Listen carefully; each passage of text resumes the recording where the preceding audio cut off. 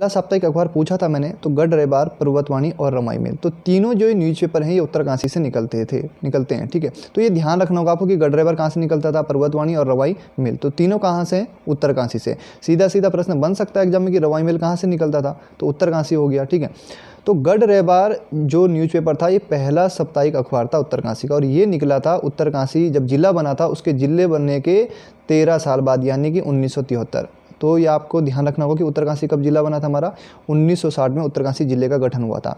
1960 में 2 और जिले बने थे। ठीक है, कौन कौन से, पिथौरागढ़ ध्यान रखेंगे और चमोली। ठीक है, तो ट्रिक क्या याद रख सकते हैं, देखिए CPU नाम से आप याद रख सकते हैं। C से क्या हो गया आपका, चमोली हो गया, P से पिथौरागढ़ हो गया, और U से क्या हो गया, उत्तरकाशी हो गया।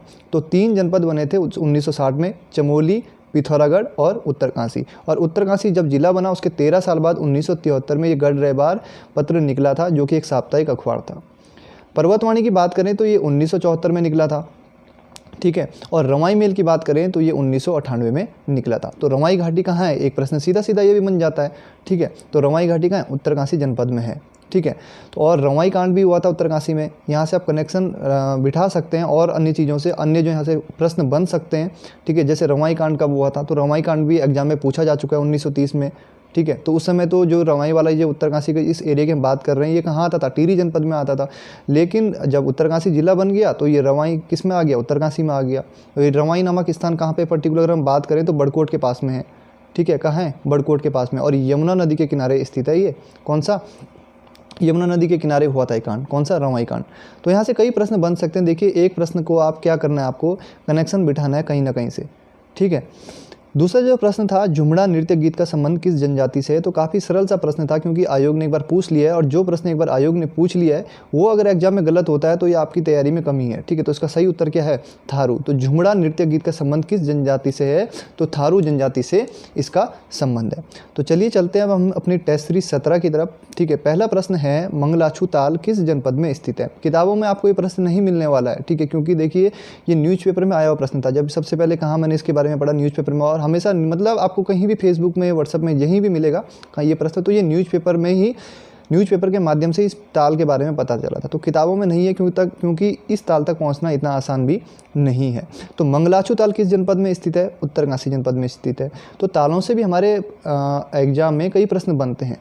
ठीक है, तो उत्तरकाशी के ज़िले के जो ताल हैं उनके बारे में हम अच्छे से देखते हैं अभी एक ट्रिक के माध्यम से। हो सकता है आपको ट्रिक अच्छी लगे, ऐसा भी हो सकता है कि ना लगे, लेकिन मेरा फिर भी प्रयास है कि आपको कुछ ना कुछ ताल तो उस ट्रिक के माध्यम से याद हो ही जाए। ठीक है, अब देखिए यहाँ पर 2 चित्र मैंने आपके सामने बनाए हैं।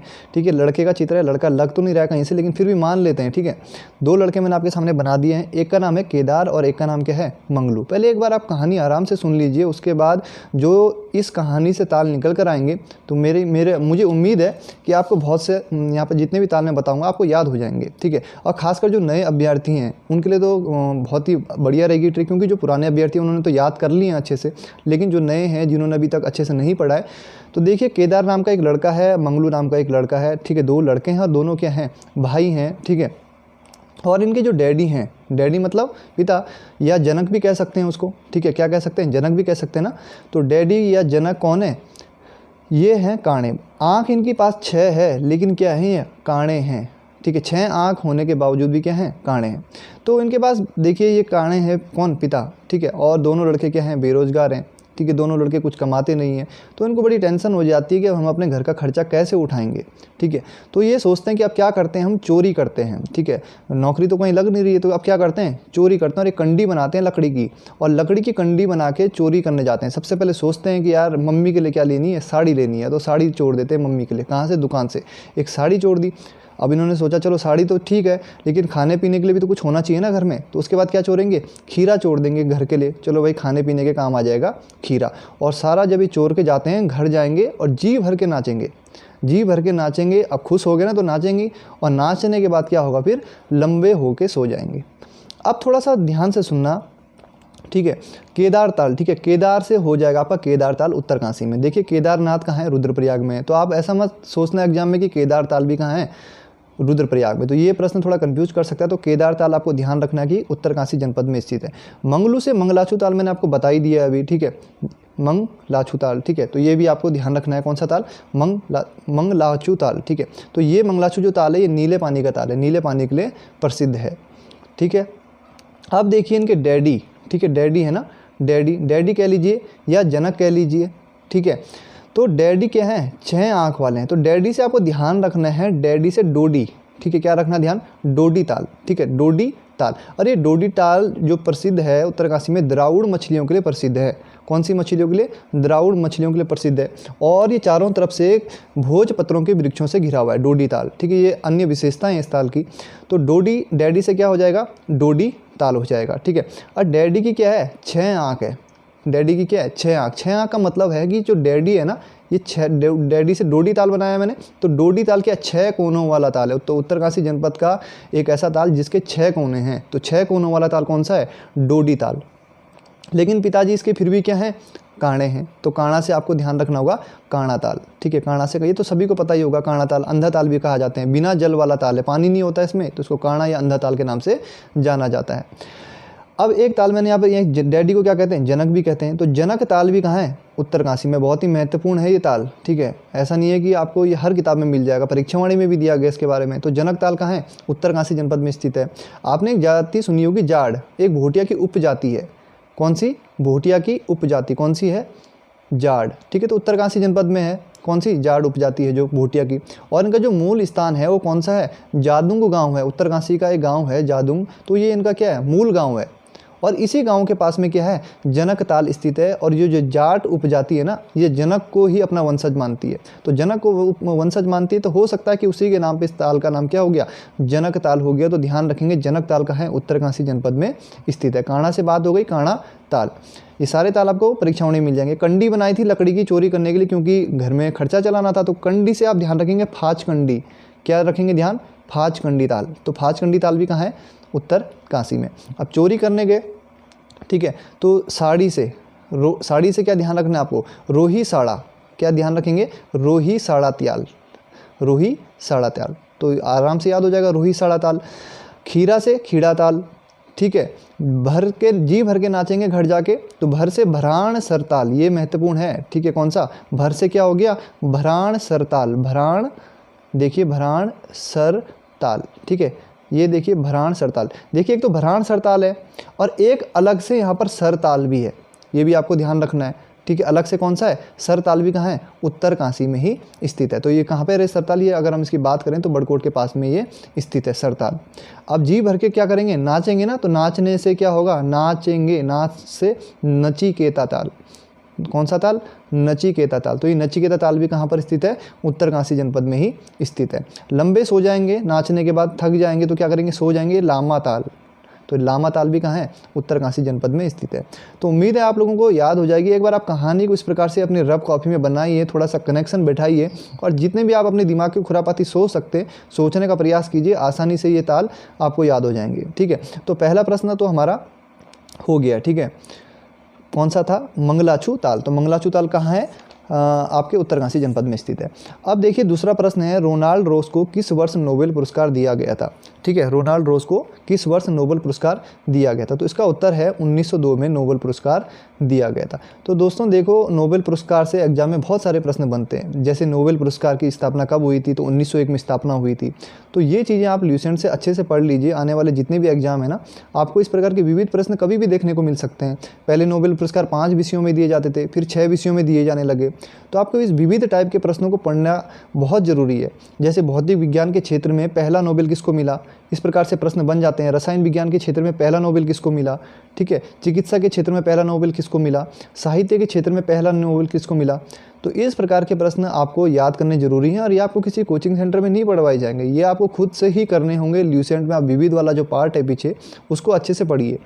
और साथ ही साथ जैसे नोबेल पुरस्कार की हम बात करें तो वर्ष 2020 में भी नोबेल पुरस्कार दिए गए हैं।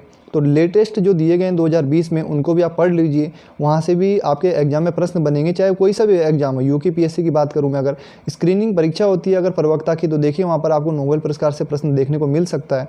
तो ये सब चीज़ें आपको पढ़ना जरूरी है। तो रोनाल्ड रोज को वर्ष 1902 में क्या मिला था, नोबेल पुरस्कार मिला था। जन्म कहाँ हुआ था इनका? अल्मोड़ा जनपद में हुआ था 13 मई सन 1857। जन्म तो आराम से याद हो जाएगा, 1857 की क्रांति से मैच कर लीजिए, कनेक्शन बिठा दीजिए इनका। 1857 की क्रांति भारत में बहुत प्रसिद्ध है। तो उसी साल क्या हुआ था? रोनाल्ड रोज का जन्म हुआ था। और कहाँ हुआ था? अल्मोड़ा में हुआ था। 10 भाई बहन थे और 10 संतानों में ये सबसे बड़े थे। चाहत तो इनकी क्या थी? कवि बनने की थी, लेकिन पिता चाहते थे कि मेडिकल साइंस में जाएं, मेडिकल की लाइन में जाएं, इसलिए इनको मजबूरी में मेडिकल लाइन में जाना पड़ा अपने पिता के सपनों को पूरा करने के लिए। अब आज आप एक बीमारी का नाम सुनते होंगे, मलेरिया बीमारी की, ठीक है। तो आज तो ये नॉर्मल बीमारी है, ठीक है, आसानी से क्या है इसका इलाज संभव है। लेकिन ये संभव क्यों हुआ? रोनाल्ड रॉस के कारण, क्योंकि इन्होंने पता लगाया कि मच्छरों से मलेरिया फैल रहा है। तो जब विश्व में मलेरिया एक घातक बीमारी बनकर उभर रही थी, तो इस समय रोनाल्ड रॉस ने क्या कर लिया था? मेडिकल लाइन में काफ़ी अपनी अच्छी पकड़ बना ली थी, ठीक है। तो इन्होंने क्या किया फिर? इस बीमारी का पता लगाया कि बीमारी हो क्यों रही है। तो मच्छरों पर इन्होंने लगभग 1000 मच्छरों पर इन्होंने प्रयोग किया था।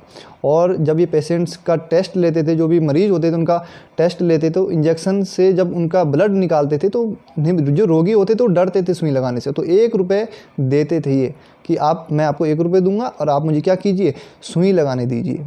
तो कई प्रकार के प्रयोग किए इन्होंने। मच्छरों को क्या किया? किसी व्यक्ति को जैसे ज़बरदस्ती एक मच्छरदानी के अंदर डाल दिया और वहाँ बहुत सारे मच्छर डाल दिए, ताकि पता लग सके कि मच्छरों से बीमारी फैल रही कि नहीं फैल रही है। फिर उन्होंने मच्छरों पे प्रयोग करते गए और बाद में फिर पता चल ही गया कि मच्छर से ही मलेरिया बीमारी फैल रही है। और इसीलिए इनको क्या 1902 में फिर नोबेल पुरस्कार दिया गया था, ठीक है, ध्यान रखेंगे आप। इसके साथ साथ देखिए आप क्या क्या कनेक्ट कर सकते हैं इस प्रश्न से। विश्व मलेरिया दिवस, देखिए मलेरिया की बात कर रहे हैं हम, तो विश्व मलेरिया दिवस कब मनाया जाता है? बहुत बार एग्जाम में पूछा गया प्रश्न है और ऐसे प्रश्न गलत नहीं होने चाहिए। तो विश्व मलेरिया दिवस कब मनाया जाता है? 25 अप्रैल को विश्व मलेरिया दिवस मनाया जाता है, ठीक है।